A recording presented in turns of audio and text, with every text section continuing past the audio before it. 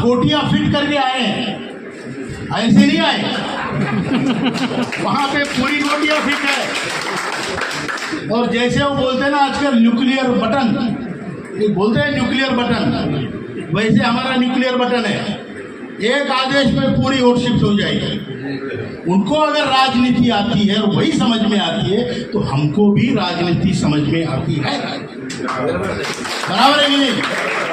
तो हमने भाई साहब को बोला कि हमें युवा के लोगों के दर्शन करने ही करने।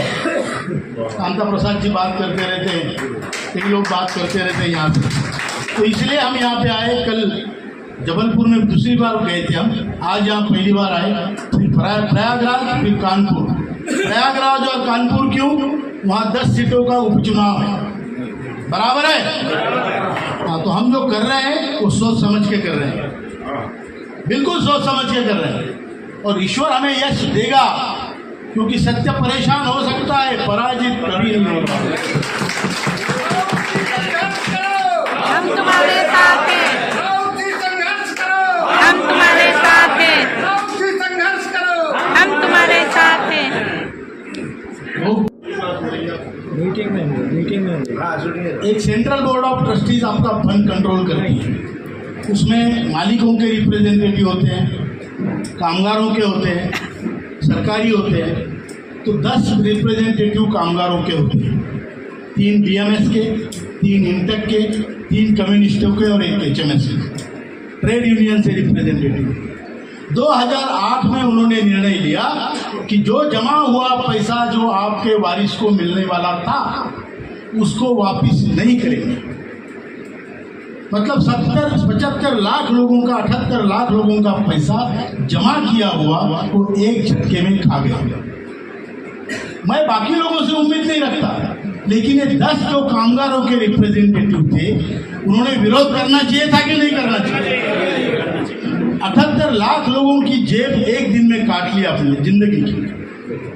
इन्होंने, किसी ने विरोध नहीं किया, किसी ने वॉकआउट नहीं किया, किसी ने रेजिग्नेशन नहीं दिया, किसी ने कोई स्टेटमेंट भी नहीं दिया। चाय बिस्कुट जो अच्छे प्रति के होंगे वो खा के वापिस आ गए। ये हमारे कामगार नेता है और ये हमारी कामगार यूनियन है। मैं किसी यूनियन से, मैं तो मिलिट्री का आदमी हूँ, लेकिन आपको बताता हूँ बीएमएस यूनियन है, बीजेपी का काम करती है, वो आपका काम नहीं करती है, वो पक्ष का, पार्टी का काम है, ईमानदारी से करती है।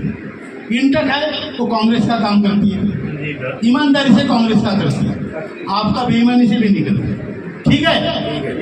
कम्युनिस्टों का।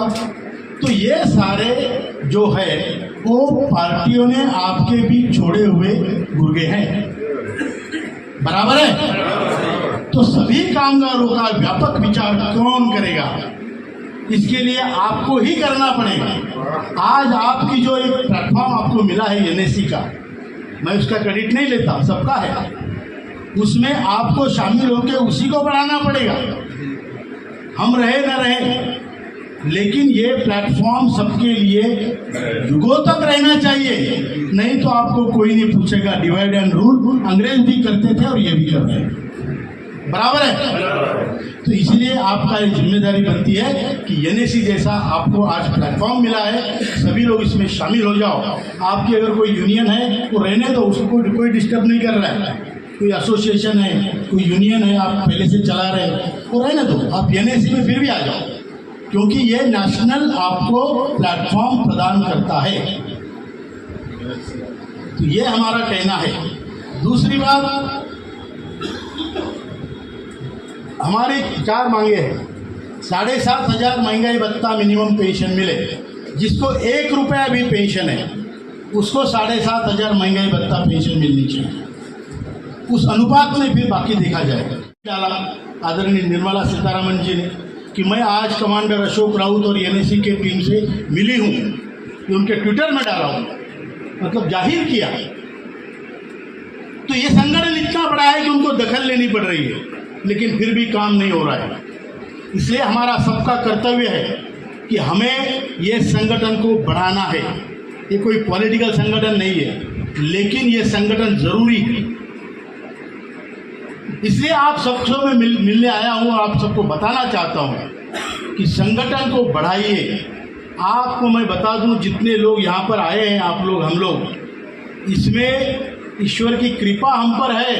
हमारे जेब में वो 10, 15, 20 रुपए, 50, 100 रुपए थे। हमें चलने फिरने की ताकत है, इसलिए यहाँ तक आए। ऐसे हमारे हजारों लाखों भाई है जो घर से बाहर भी नहीं